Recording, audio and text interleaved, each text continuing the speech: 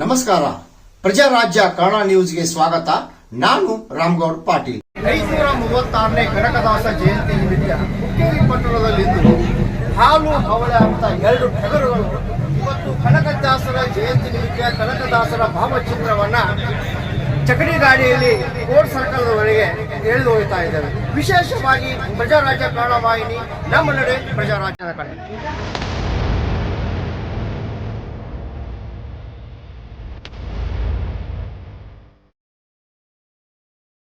ಟಗರು ಬಂತು ಟಗರು, ಹಾಲು ಮತ್ತು ಹವಳ ಟಗರುಗಳ ಗತ್ತು, ಅವುಗಳ ಕದರ್ ಒಮ್ಮೆ ನೋಡಿ.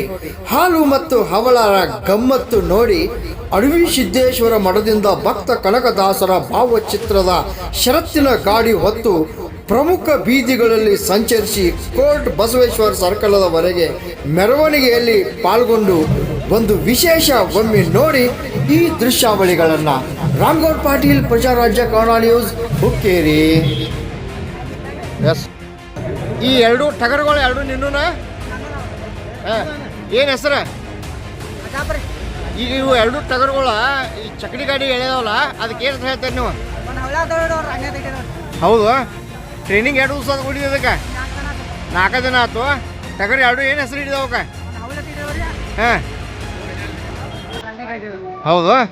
ಜಗತ್ತಾವ